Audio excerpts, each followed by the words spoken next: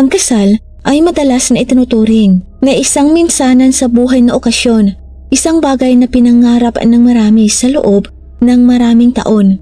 Isang araw kung saan ang lahat, mula sa mga bulaklak ay sa mga kasuotan hanggang sa pagkaing eleganteng inihahain, ay inaasahang perpekto.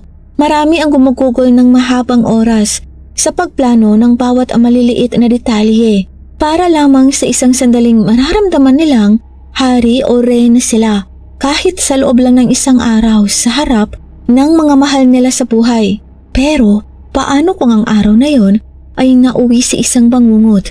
Paano kung ang kasayahan ay nagtapos sa isang di ka panipaniwala, isang bagay na nagkakagimbal na nag-iiwan sa mga bisita na nanginginig sa takot habang nangakong hinding-hindi na muling kakain ng karne? Ito'y hindi kwentong kathang-isip. Hindi ito nangyari sa lumipas na panahon o sa malayong lugar. Ito'y nangyari dito mismo sa Pilipinas. Totoo, modern at sobrang nakakapangilabot.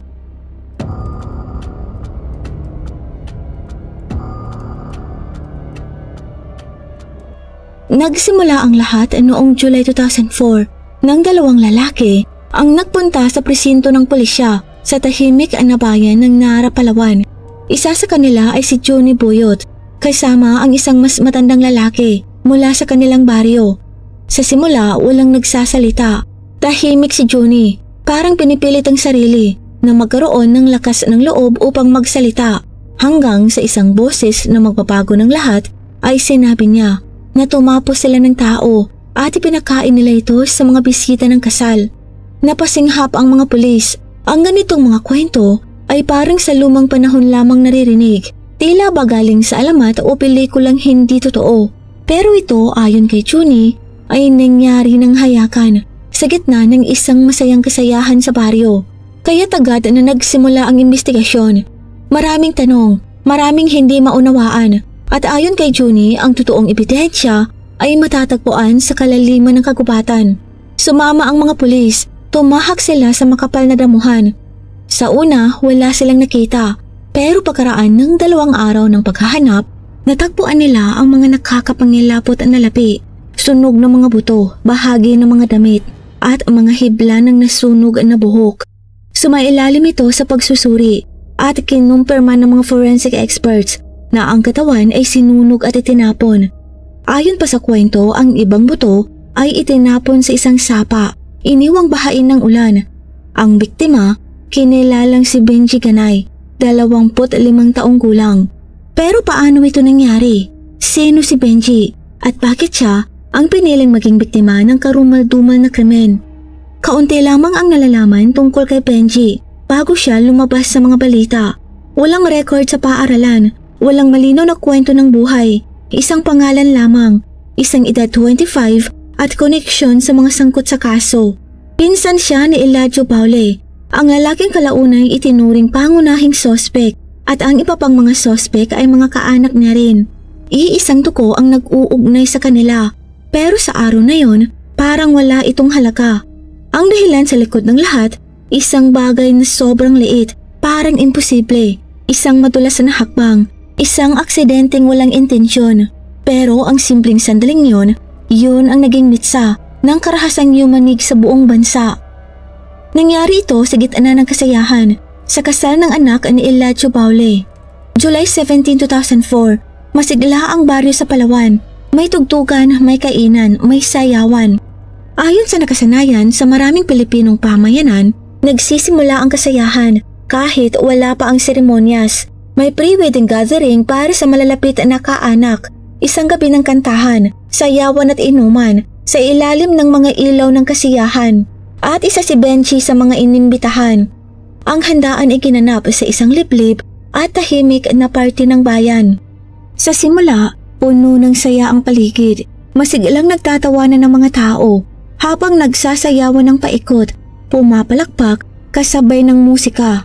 Ang bride at groom-to-be ay masiglang lumipat-lipat sa mga bisita, nakikipagsayaw, nakikipangiti, lahat sa ilalim ng liwanag ng isang masayang gabi ng kasal. Pero bigla, may nangyaring hindi inaasahan. Natisod si Benji. Walang siguradong nakakita kung ano ang dahilan. Maaaring nadulas sa banig, o nasagi ang paa ng iba, pero nawalan siya ng balanse. Sa kanyang pagbangon, ang kanyang kamay ay tumama sa likurang bahagi ng bride-to-be, baka nga mas mababa pa. Napasinghap ang babae, nagkulat, tumigil ang tugtog, lahat ng mata nakatuon na ngayon kay Benji. Pahiya ang binata, halos nanginginig sa kapa. Mabilis siyang tumayo at paulit-ulit na yumuko. Nagmamakaawa ng tawad sa bride-to-be, sa pamilya nito, sa sino mang nakarinig. Pasensya na, sorry po, sorry. Para sa karamihan, malinaw na isa lamang itong aksidente. May isa pang biskita ang tumawag, nagsabing tuloy ang kasayahan. Nagpatuloy ang musika, nagpilit ngumiti ang karamihan, pero hindi lahat ay naka-move on. Sa likod ng mga tao, nakatayo si Eladio, ang ama ng bride-to-be. Matigas ang mukha nito, walang emosyon o walang ngiti.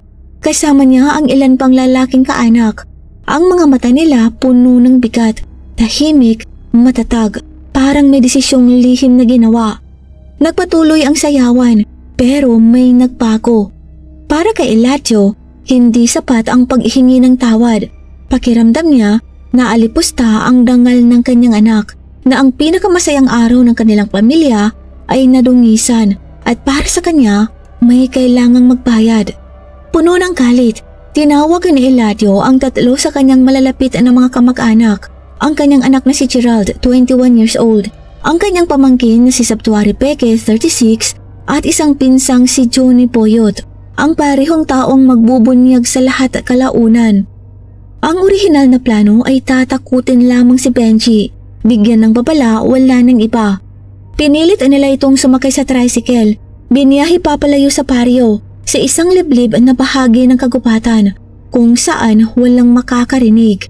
Ngunit pagdating doon, nag-iba ang lahat. Galit na galit si Eladio. Hindi na niya kinaya ang sarili. Hinugot niya ang kutsilyong dala, na dapat ay panakot lang sana, pero ginamit niya ito. Isang saksak, dalawa, paulit-ulit. Hanggang sa bumagsak si Benji, wala nang malay. Sumunod ang dalawa pa, pinagtulungan siyang saktan, suntukin at sinukatan, hanggang sa malagutan ito ng buhay. Parang naging misyon ng bawat isa ang parusahan ng binata. Pero hindi doon natapos ang bangungot. Hinubaran nila ang katawan ni Benji, nag-ipon ng mga tuyong dahon ng niyog, saka binuhusan ng kerosene. At bago pa man ito sunugin, may ginawa si Eladio na nagpayanig sa sarili niyang mga kasamahan. Pinuto niya ang dila at tenga ni Benji at kinain ito ng hilaw habang nakangiti. Ngumunguya na parang walang mali. Nang masunog na ang katawan, sinimulan nilang tadtarin ang mga natira. Yung ibang bahagi na masyadong sunog, itinapon sa sapa sa kalaliman ng kupat. Pero ang ibang piraso iniwan. Habang abala sila, mapapansing tulala na si Johnny. Hindi tulad ng iba, hindi talaga siya nakisali sa pagtapos kay Benji. Sumama lang siya. Ngayon namumutla na siya. Tahimik, parang wala sa sarili. May nagtanong sa kanya kung ano ang problema, pero mahinahong tugon niya, wala, habang iniiwas ang tingin. Subalit hindi kumbinsido si Eladio. Inutusan niya sina Gerald at Peke na hawakan si Johnny. Habang tinututukan ng kutsilyo ang liig nito, ipinilit ni Eladio sa kanya ang isang piraso ng nalutong laman ni Benji. Saka sinabing kainin mo. Umatras si Johnny, tumutol, pero wala siyang laban. Tatlo sila at ang mag-isa lang siya. Ipinilit sa kanya ang karne, ipinanguya, ipinalunok. At mula noon, hinding-hindi na nawala sa alaala niya ang lasa, ang usok, ang dugo, ang balat na sunog. Isang lunok lang at nangakong hindi na niya uulitin kailanman. Tumawa ang iba, tinawag siyang duwag. Pero habang nagtatawanan sila, may nabuo pang mas malalang ideya. Paano kung ipakain natin to sa mga bisita ng kasal? Ang sinabi ni Eladio. Hindi na sila nagdalawang isip, agad silang kumilos. Nagbigay ng utos si Eladio. Ang iba magtatadtad ng karne. Ang iba itapon ng parte na hindi na pwedeng mapakinabangan. At ang nakuha, maayos na isinilid sa mga plastic bags, handa ng ihain. Ilang oras ang lumipas. Habang patuloy ang kasayahan sa kasal, tahimik na bumalik sa venue ang grupo ng mga salarin. Sa puntong iyon, iba na ang ihip ng hangin. Lasing na ang karamihan sa mga bisita. Hindi na maayos ang galaw ng mga sumasayaw. Ang ilan nakaupo na lang sa tabi, walang ginagawa kundi kainin ang kahit anong ihain sa harapan nila. Sa isang sulok ng kusina, tahimik pero mabilis na kumilos ang grupo. Binuksan ng mga plastic bags, kinuha ang laman, tinadtad ng maliliit, saka inihalo sa mga ulam na inihanda para sa kasal.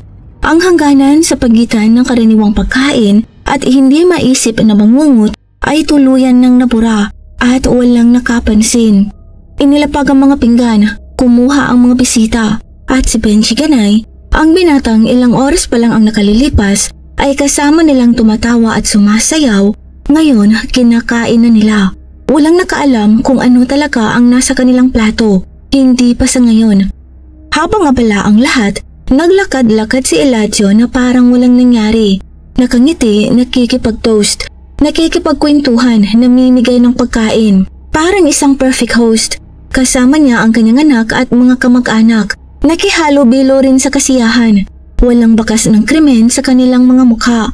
Muling napuno ng tawanan ng bulwakan. Nagkakabanggaan ng mga plato. Masayang kumakain ng mga bisita. Ang iba pa'y humihingi ng dagdag. Pinuri pa ang lasa. Walang kaalam-alam kung anong uri ng karne ang nilulunok nila. Para kay Eladio, ito ang huling yugto ng kanyang kontrol. Walang nakahuli, walang nagduda. Musika, alak at isang lihim na iniliping sa ilalim ng kasiyahan. Pero ang konsensya laging may paraan para bumangon. Lalo na kapag ang nagdadala nito ay hindi buong puso sa kasalanan. Si Johnny Poyot ay hindi na mapakali. Sa mga sumunod na araw, hindi siya makatulog. Minumulto siya ng mga alaala ni Benji. Ang takot sa mga mata nito, ang sakit, ang kawalan ng laban, at higit sa lahat, ang amoy ng nasusunog na katawan. At ang pinakamatinding bangungot ay ang lasa ng karne nito na pilit pinakain sa kanya. Bawat subo niya ng kahit anong pagkain, nagmumulto sa kanyang dila ang alaala ng laman tao.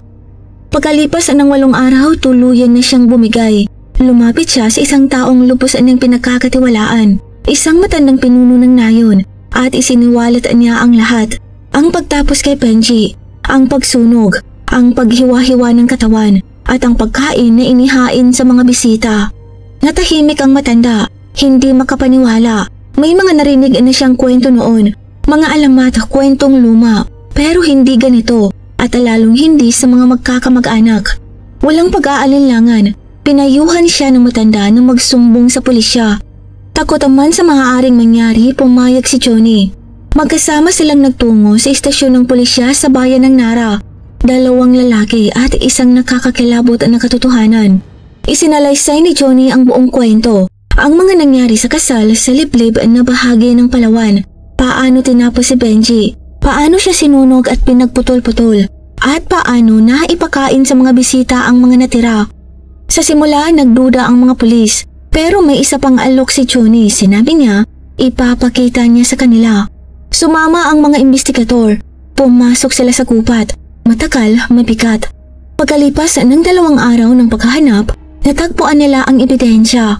Sunog ng mga buto, piraso ng mga damit, at buhok na halos nakabaon sa lupa.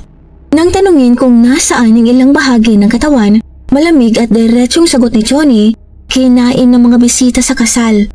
Ang linya na yon ang sumabog sa buong bansa. Agad na nasagap ng media ang balita. Isang karumal-dumal na krimen sa gitna ng kasal. Pero ang mas masahol, ang posibilidad na ang mga taong dumalo ay nakatikim ng laman ng tao nang hindi nila alam. Nabigla ang buong bayan. Paano nangyaring walang nakapansin sa isang napakakarumal-dumal na krimen? Paano nila nakakain ng isang bagay na hindi maisip, na hindi man lang nila namalayan? Ang paliwanag, bagamat simple, ay masakit pakinggan. Karamihan sa mga bisita lasing na, manhid ang pandama, malabo ang isip. Para sa kanila, iyon ay isa lamang pangkaraniwang handaan, isang masarap na pagkain mula sa mga taong pinagkakatiwalaan. Wala ni isa ang makakaisip na sa gitna ng kasiyahan ay may krimeng nakahalo sa kanilang mga plato. Ang pagkain ay pagkain. Si Senior Superintendent Perla Baquel, hepe ng pulisya ng bayan ng Nara, ay nagsabi sa media na sa buong taon ng kanyang serbisyo, ni minsan ay hindi siya nakaranas ng anumang kahalintulad nito, ni sa alamat ni sa chismis. Ang mga labi na natagpuan sa kagubatan ay kinumpirma ng mga forensic experts bilang si Benji Canay, 25 years old. Pinatibay pa ito ng detalyadong salaysay ni Junie Puyot. Hindi dayuhan si Benji, hindi siya tagalabas. Kadugo siya, kamag-anak, kabilang sa pamilya. Nang lumaganap ang balita tungkol sa bangkay na natagpuan, isa pang kasangkot ang tuluyang bumigay, si Septuari Peke. Dala ng matinding pagsisisi, kusa ng sumuko sa mga otoridad at inamin ng lahat. Ngayon, 2 na ang umaamin. Hindi na nag-aksaya ng oras ang mga pulis. Agad nilang inaresto sina Eladio Paule at ang kanyang anak na si Gerald. Ngunit kahit nasa kulungan na, tuloy pa rin ang pagtanggi ni Eladio. Umiiwas siya sa kamera, tinatakpan ng kanyang mukha, tahimik sa harap ng media.